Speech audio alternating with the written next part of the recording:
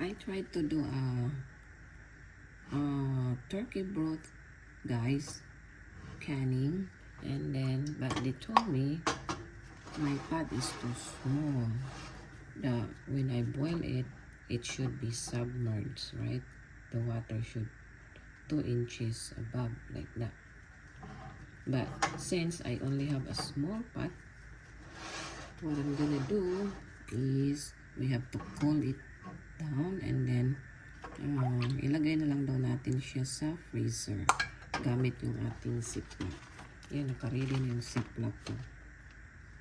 So kasi nagtatry ako kunwari guys, mag-canning ng turkey broth, kaso hindi tama tong nagawa natin. So we'll just cool it down. Buksan lang natin. Palamigin lang natin to siya para malagay natin sa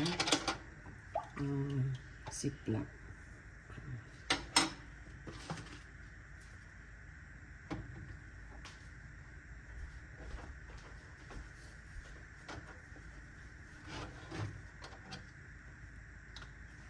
And then next time, hanap tayo ng malaking pot para makapag-try tayo mag-canning ng broth.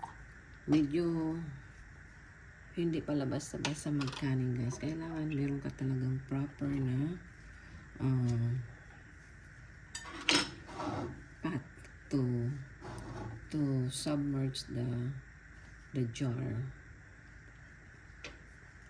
Since we don't have big pot, we'll just cool it down and put in the freezer to be safe, rather than we get sick from botulism.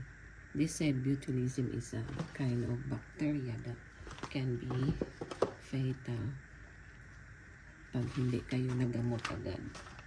So right now, let's cool it down, and then I have a ziplock ready here. I'll put in a ziplock and freeze it instead. At least we found out before we store it in a somewhere in cool area, because I asked to the this kind of group that doing a canning, and so they told me this is a big no-no that you boil it and the water is not over the lid. So that's why I turn off the stove, and then I'll cool it down and transfer it to our ziplock. So that's all for now, guys, and we'll see if we can try next time. Actually, I already canned the other day the tomato, so I'm gonna remove that too, since I found out that you cannot you cannot store that if you not boil it, the jar, in a proper container with water at least 1 or 2 inches. So I have here a tomato sauce. So we're gonna, actually I just make this the other day. So anyway, we're gonna make some spaghetti. I can still use this one, the sauce, because I just make it.